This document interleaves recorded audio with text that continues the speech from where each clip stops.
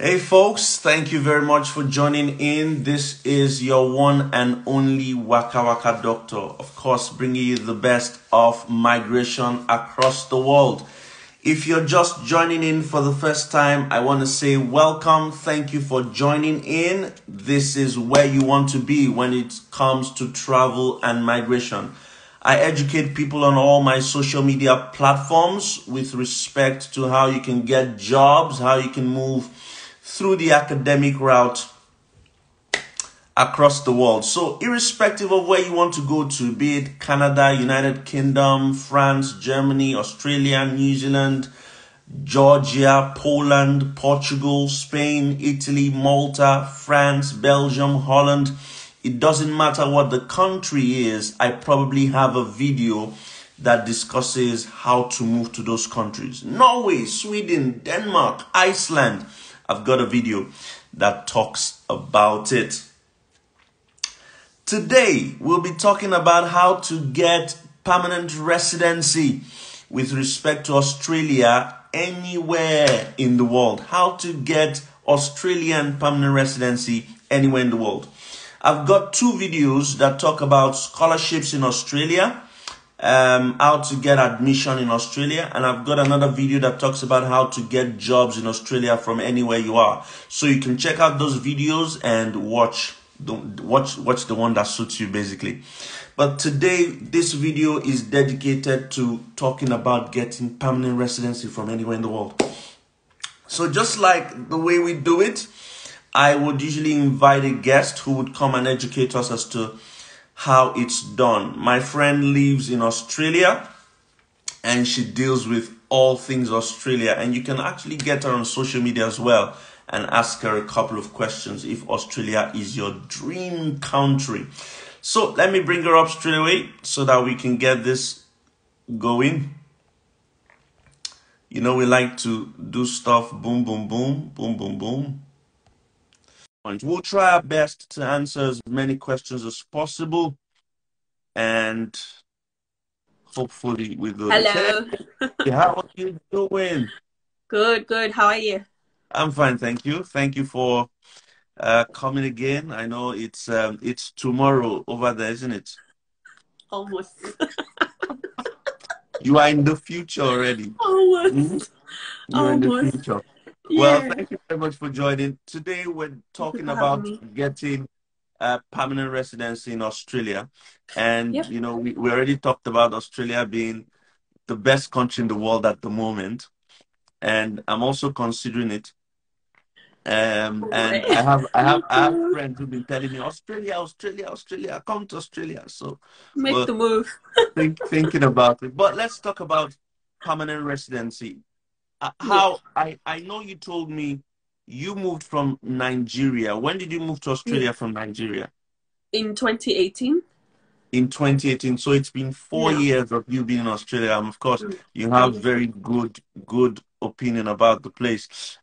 So how did you make the move to Australia?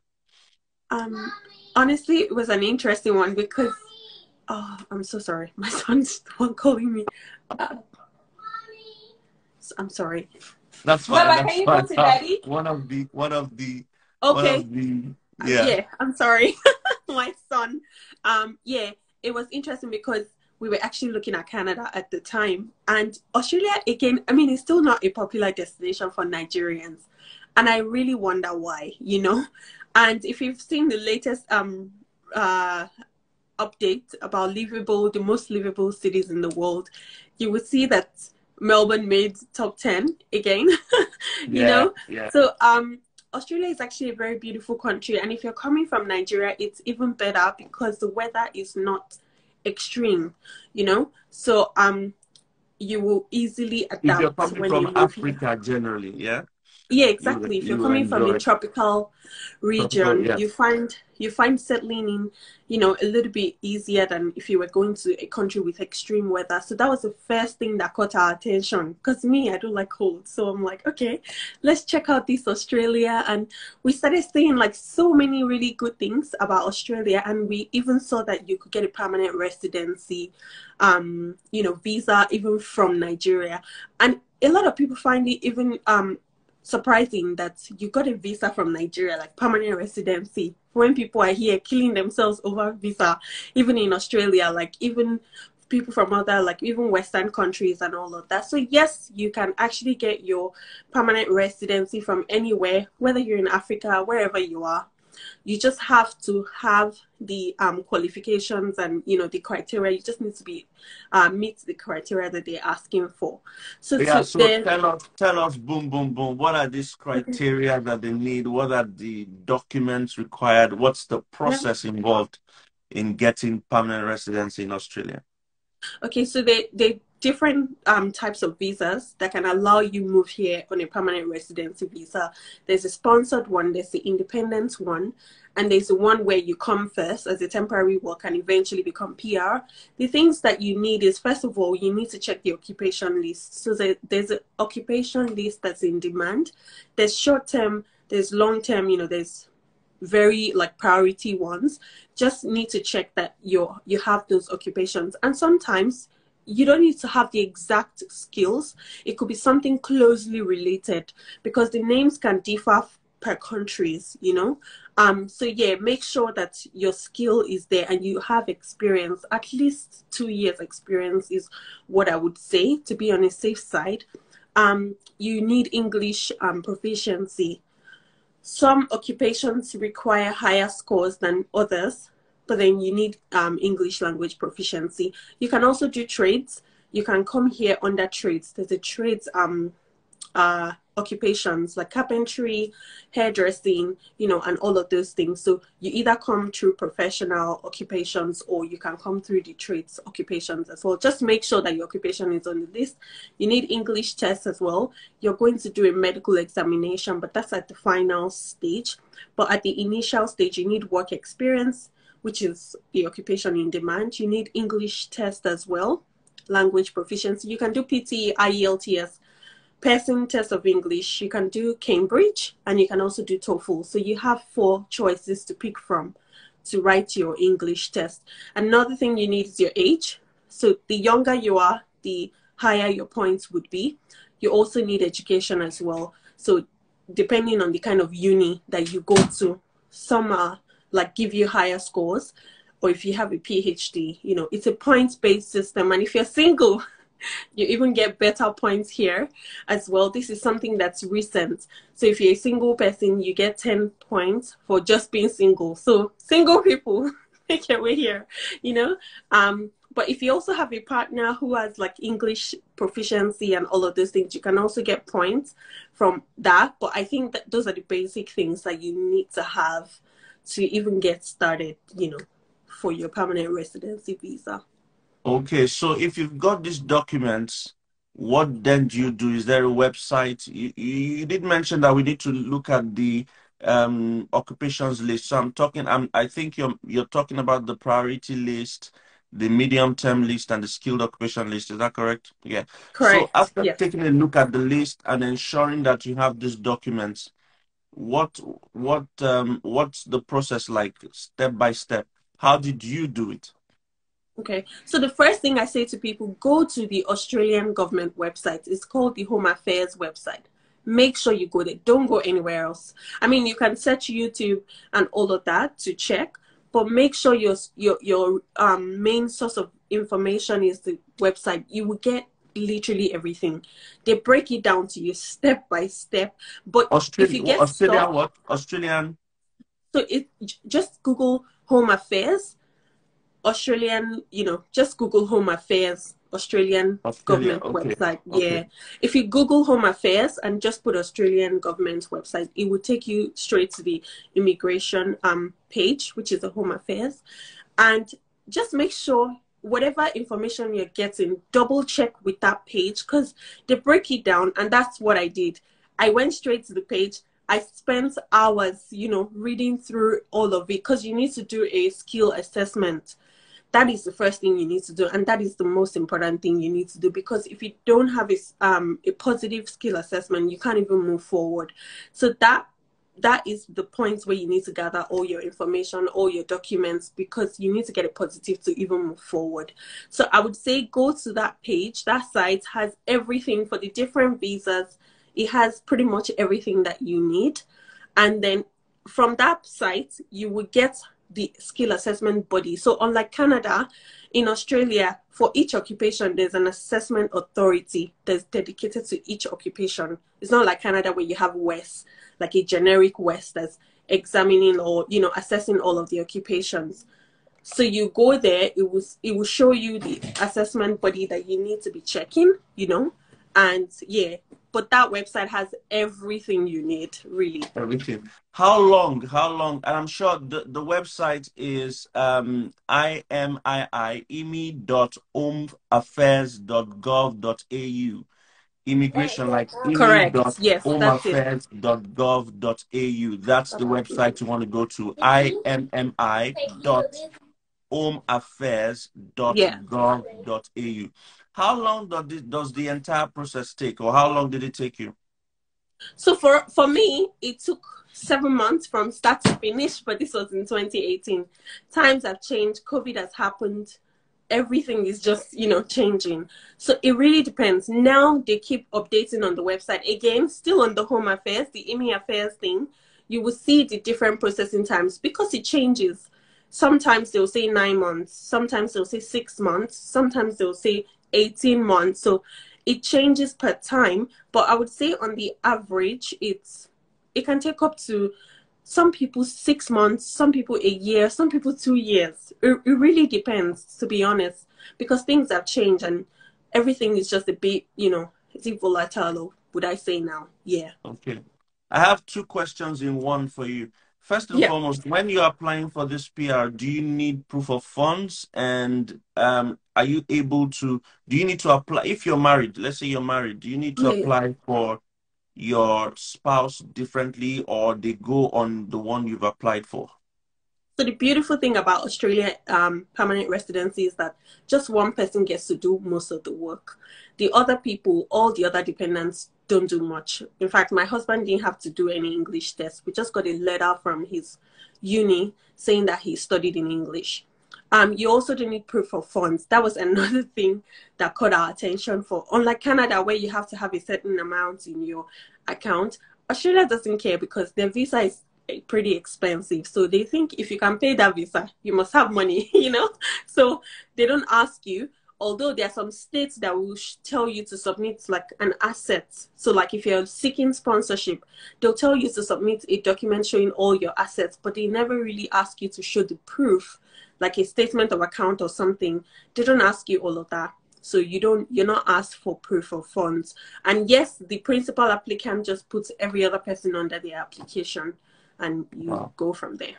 Yeah. Okay, folks. So basically, just to recap, we've been talking about moving to Australia and getting permanent residency. We're still going to take a couple of questions before we go, but the idea is that first of all, you have to decide which of the visas you want to get, whether it's sponsored visa, whether it's independent visa, whether it's the temporary visa, and the website you need to visit is IMMI dot homeaffairs.gov.au.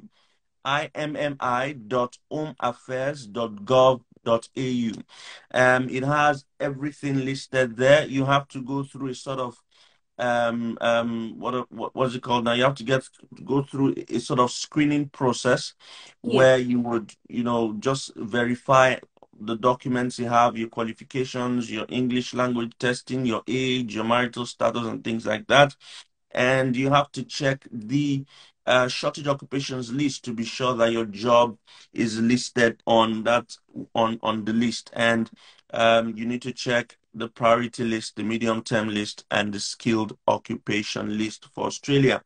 We've also mentioned that you can go with dependents and they don't need to do much. You can go with your spouse, you can go with your children, and of course they can work while they're there, isn't it? Your Of spouse course, can work. it's permanent residency. You have access Permanent to residence, so they Medicare, can like work. the medical. And unlike Canada, Yeah. yeah, unlike Canada, you don't need proof of funds. So that's a good thing about Yeah. Australian permanent residency. Now, one thing I want to ask you is, I also, yeah, go ahead. Go ahead. I just wanted to quickly add that there's also the family stream. So if you have family here, like your siblings, then there's a family stream that you can come into Australia through permanent residency as well. I just Fantastic. to add that. Yeah. I just wanted to be sure that all streams, this is open to all occupations, so to say, whether it is skilled migration or unskilled. So if Yeah. you're a carpenter, you're a chef, Mm-hmm. you're a plumber, you're a welder, hairdresser, Mm. baker, Yeah. you equally stand a chance, or a truck driver, Yeah. you equally stand a chance, just like if you're an engineer or a medical doctor or a teacher or a human resource person, correct? Of course you do. Again, there are occupations in demand. Like I said, there's chef. If you're a chef now, you know, you're not, I mean, you don't have to be educated to be a chef. Like you can go to a culinary school. But yes, it doesn't matter if it's carpentry, regardless of, as long as it's on that list, then you're fine. You stand equal chances. But now you need to get higher points because of the, it's now competitive. So the higher your point, of course, the higher your chances to quickly get an invitation to apply for your visa. Okay, so for those who want to know how you can study in Australia, there's a video that I just did a couple of weeks ago. You need to go on my YouTube channel and watch that video. It talks about how to get admission in Australia, how to apply for scholarships in Australia. It's there.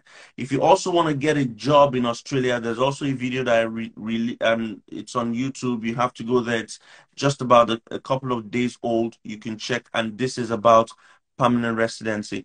What's the total cost you spent? Do you want to tell At the us? time, yeah, of course. At the time in 2018, I know that in Naira for the skill assessment, it was about 315K for just the skill assessment. That's For about almost like $600. I wouldn't use dollars now because you know how everything's so different now and the Mm-hmm. rates keep going up and down. So yeah, I paid 3,315,000 for the assessment. For medicals, we paid about, I think it was 90,000 for three of us. And then for the visa itself, it was like I think it was 2 point something million naira Wow. because we were three. So me, my husband, and our baby at the time. So yeah, it's expensive, but it's pretty like I would say black and white. Although there's a big backlog now due to the COVID and everything, so there's a huge backlog. But if you want to get in, like the higher your points, you can definitely get in. The visa is pretty expensive. I'm going to say that, but it's not. It's not a cumbersome process. Do you need to have a job offer before you apply for the visa, or you just apply?